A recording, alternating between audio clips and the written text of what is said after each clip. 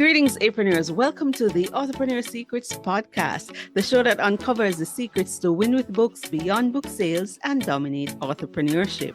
Through exclusive author interviews, stories, and must-have resources, you will discover some of the secrets and strategies to thrive with books and generate lasting income. I invite you to become an Authorpreneur ambassador and join me in my mission to raise up 10,000 Caribbean authorpreneurs by 2030. Spread the word about the podcast and encourage more people to increase their impact and income with books beyond book sales. To get started, visit authorpreneursecrets.com/resources and download all the resources that you need to become a winning authorpreneur. Without further ado, let's get into the show. Greetings, Authorpreneurs. It's episode 102 of the Authorpreneur Secrets podcast. I'm your host, Ruth Taylor, and in today's show, we are going to be highlighting two of our retiree rock stars, and you're going to hear about their author journey and their mission. It's all about retirement, writing your way into a new adventure. In our Vision 2030 Spotlight, we are going to be giving a shout out to 10 new authorpreneurs, as well as have you listen to the stories of Patricia, Lindsay, Fletcher, a Jamaican living in the diaspora in Canada, and Patricia, Reid, Waugh, a Jamaican retiree living at home, and how writing has helped them. I'm going to talk a little bit about my latest authorpreneurship venture. And before we get into the show, let's have a word from the CEO of Frame Art Jamaica Limited. Frame Art Jamaica Limited is pleased to be associated with Ruth Taylor. And as part sponsor of your podcast, we want to congratulate you on the launch of your podcast. Certainly, the power of a good example cannot be underestimated. And what we believe you will do through this new podcast will be very valuable, not just for Jamaicans and for Caribbean people, but people all over the world.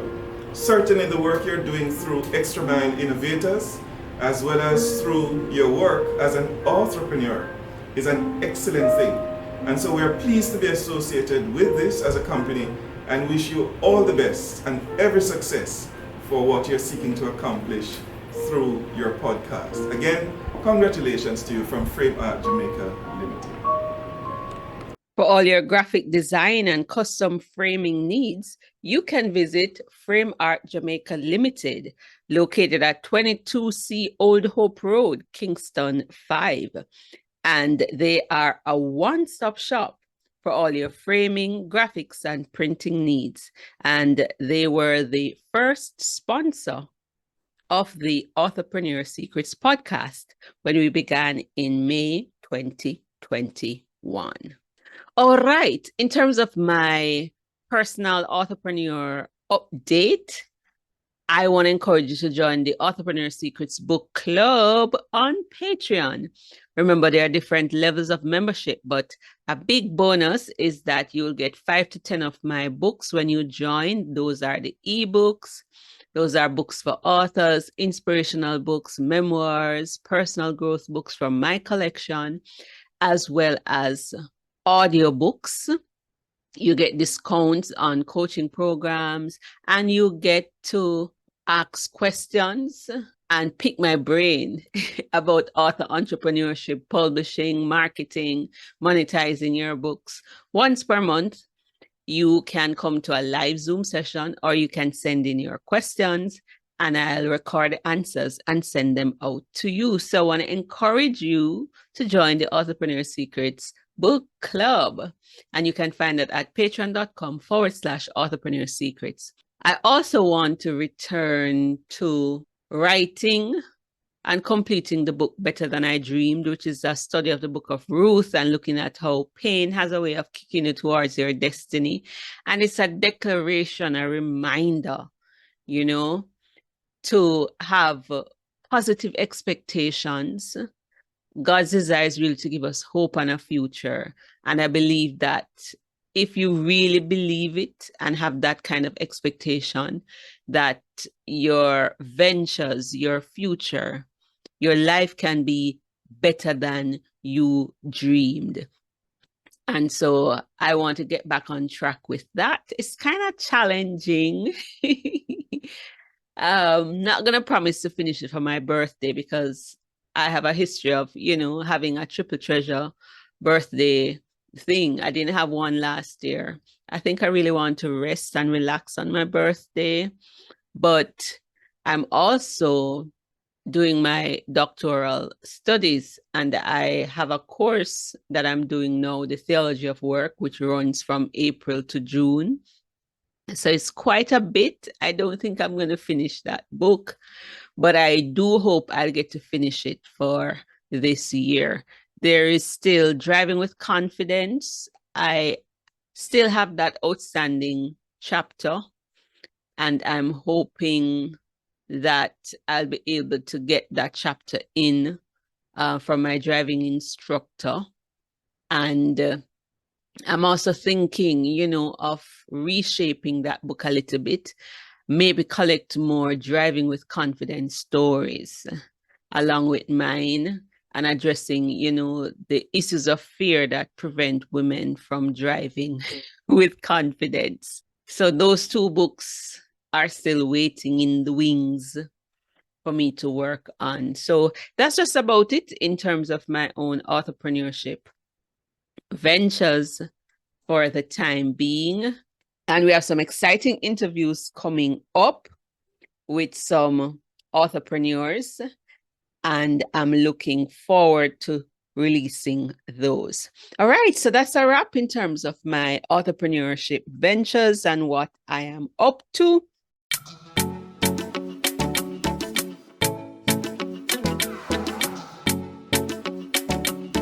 And let's get into our Vision 2030 spotlight.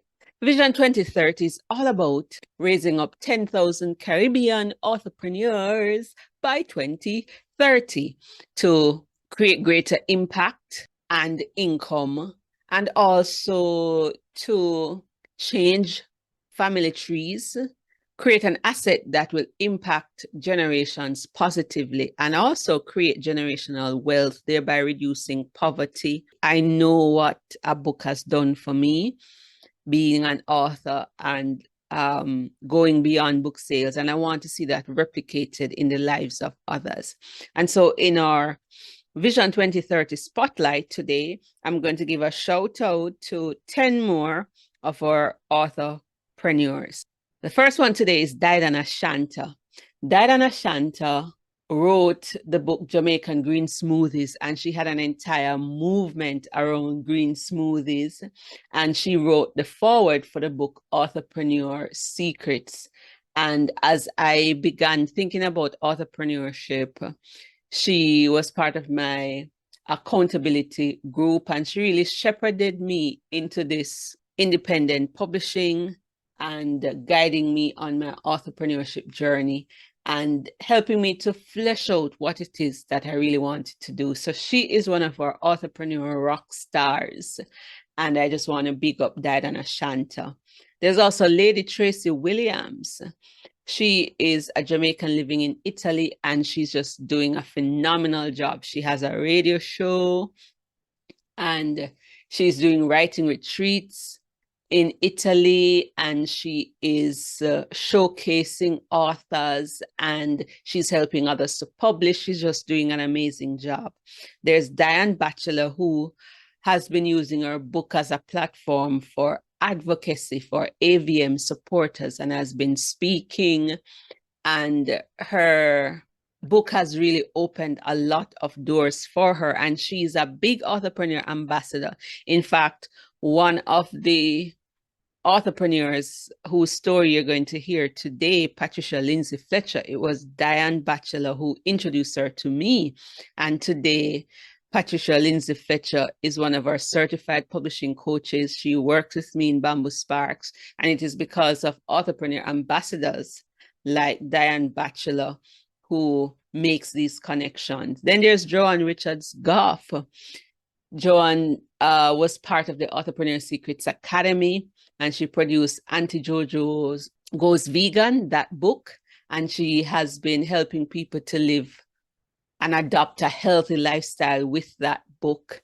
And she also has a magazine to bring attention and awareness to our culture. And she's just doing a fabulous job as an ethnodoxologist, but she's also an authorpreneur because she's using her book as a platform to create income, a platform for advocacy, and of course, income. Teddy Jones. Teddy Jones was one of the first authors that I worked with, helping to publish his book, Let's Major in the Minors. And Teddy has just gone on to become an Authorpreneur Rockstar, producing program after program around his books, profitable programs. And he's a life coach, master coach, and he's just doing amazing things. So shout out to Teddy Jones. Shout out to Sharon Hermit, who launched out as an authorpreneur out the gate by having a conference with her book launch and various seminars around what she terms sexual shalom, helping people to heal from the trauma of sexual wounds, rape, and all kinds of things. So I would just want to big up Sharon Hermit, who has used her book in such innovative ways. Want to big up Reverend Clinton Chisholm. He produced a book on critical thinking. He turned his articles in the newspaper into a book, and that was a controversial clergyman. And then he created a course around it. I was instrumental in that, and his book is being used to help us to respond to critical issues, especially as Christians. And he's an apologist. And so big up Reverend Chisholm. Dr. Clara Ricketts, who is also a retiree rock star. She has turned her book, Yes, They Can, a book which deals with children with behavior disorders and learning disorders. She turned that into an online course, an academy, the Yes, They Can Academy. And she's been offering that course for about 3 years. So congratulations. Then there is Bishop Carla Dunbar. She's also an authorpreneur. She's built an academy, her gym academy, around her books. Of course, again, I was instrumental in helping her to set that up. And some of these folks were on the writing journey before me. At some point along their journey, they sought my input as they sought to increase their impact and income with their books or various aspects of publishing their books. And finally, there's Dr. Jean Lee, another retiree rock star. She's an authorpreneur, and she was the first author that I helped to publish a book in 2016. And she turned her journals into books, and she had a summit a couple years back called Journaling on Summit, and people actually paid to get the summit recordings. And so that was her big authorpreneurship venture. And so I just want to give a shout out to these 10 authorpreneurs. No doubt some of you will be featured in our 2030 Authorpreneur Coffee Table book. Okay, so let's meet our 2 rock stars who are using book as a way to launch new adventures in retirement. And they're just going to tell us a little bit about their writing journey. I'll put a link to their books in the show notes so you can get their books. And with that, we'll close out the show. So ladies, welcome to our penultimate session. Welcome to the summit. It's such an honor and a privilege to meet you 2 ladies. Can you each tell us where you're from, who you are, about the book you've written? So let me start with Patricia L. in Canada. All right, so go ahead and introduce yourself. Okay, good morning, everyone. Yes, I've migrated to Canada in 1987 and with my son, Cheto. And I am a graduate of York University with a degree in sociology. And I have worked for over 30 years in the general insurance and life insurance industries. I've also volunteered through the church for over 4 years in various areas of ministry, such as the recovery type ministries, evangelism, and long-term care facility mission, like teaching services, holding services for the long-term care residents. And so I also launched my debut novel after 2.5 years of work on it. So I'm now a bona fide author, which I dreamt of being most of my life. And so Hezekiah, Many Houses, One Life was born. I did want to mention, though, that last night they were talking about how to get awards for your writing, and to let you know that I have a book called The Festival. It's an anthology that was created in 1987 on the 25th anniversary of Jamaica. And in the anthology, Shirley Maynard Burke, who was chairman of the Cultural Commission, Jamaica Cultural Commission at the time, she says about writing, indigenous publishing is not only an important adjunct and a telling indicator of true independence, but what and how a nation publishes says much about its state of mental and social well-being. At age 25, was the age Jamaica was in 1987, we are at last giving tangible recognition to our writers.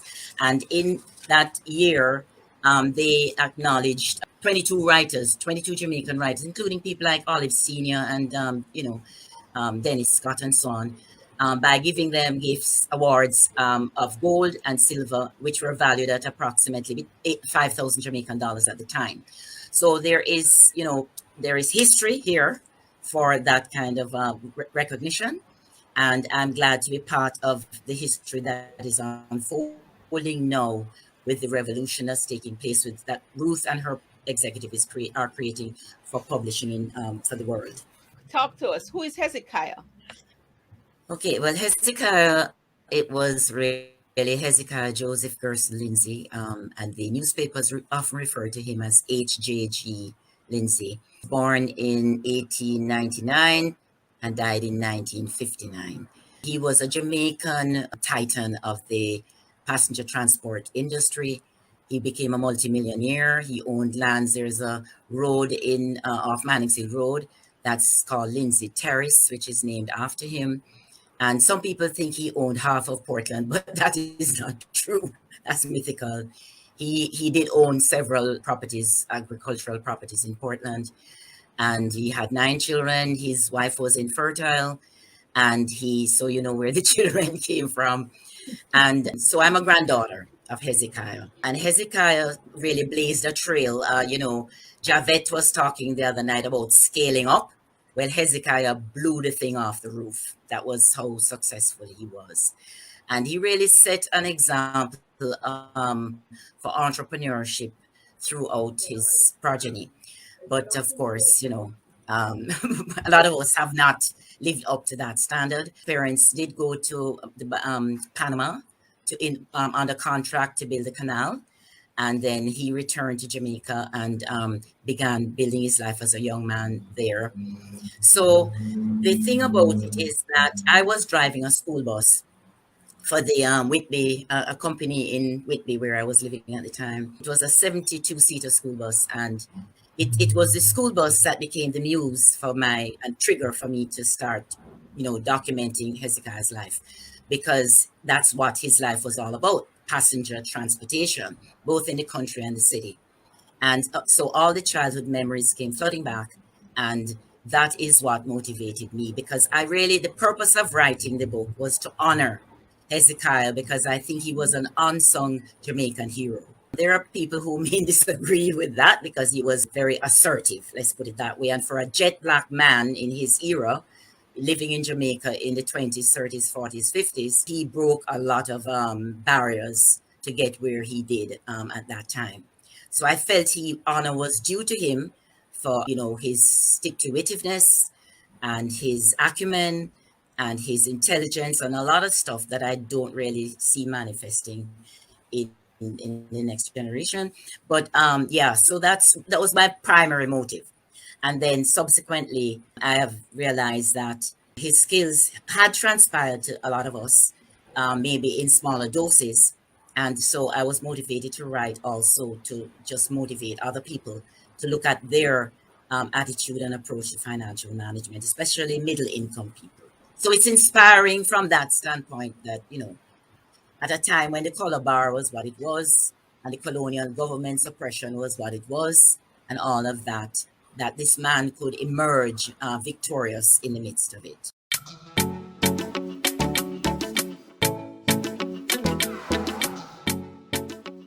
It is really a pleasure for me to be here. I'm very excited about this summit. I was here last year and it was excellent. So I've been looking forward to it. I was a former mathematics teacher, did my degree at the University of the West Indies, former mathematics teacher at Calabar, yay, C-Bar. And after that, I did a master's in accounting and I became a chartered accountant. I have worked in the accounting field for a long time. And then I was recruited by Deloitte. Well, Deloitte in Jamaica, and then Deloitte St. Martin, went to St. Martin, worked there for 4 years. And then I was recruited by the government of Nevis, went to Nevis, worked there for 7 years, had a great time. And because of illness, I had to come back home. And that actually thrust me prematurely into retirement because I had not planned for it or so. But, illness caused me to have to slow down and stop. Some years into retirement, I wrote my first book, Retirement: A New Adventure. And this one is really geared towards retirees and pre-retirees because it goes on into the whole matter of keeping yourself active and engaged and enriched during this time of life. And then afterwards, that book sort of propelled me into giving presentations to seminars, and then I realized that the younger people needed to know more about retirement because of the questions that were being asked and the fact that people at some of the seminars were saying, we needed to have heard this a long time ago. So I decided, first of all, to do a newsletter which I started last year, January 2021. And out of that newsletter came the book, which is the book that you saw on the screen there, which is called Retirement: The Journey and the Destination. And the basic premise is that I want everybody to start envisioning themselves. Where do you want to be at 65 years old, 60 years old, 70 years old? Where do you want to be? How do you want to see yourself? And what kind of life do you want to be living at that point? And therefore, that is the destination. And now I want you to start taking the steps to plan your life in order to get you there. So that's my message. That's the premise. That's my mission. A good thing would be if you have a family member who has retired and you know that person has a compelling story. You need to start talking to them about it because, you can write the story for them. And one of the things you can do is to do the interviews. Just interview them and have the audio recordings and transcribe the recordings so to text so that you see what the material is that you have. But the important thing is that if there is a compelling story, and as far as I'm concerned, everybody has a story to tell, and there is somebody out there who wants to hear your story. I trust that you got something from listening to our two retiree rock star, giving you the story behind their writing journey. And maybe it has inspired you to think about writing as a way to launch new adventures in retirement. This is Ruth Taylor saying, thank you for listening. Share this episode with a friend, and ta for now until next time.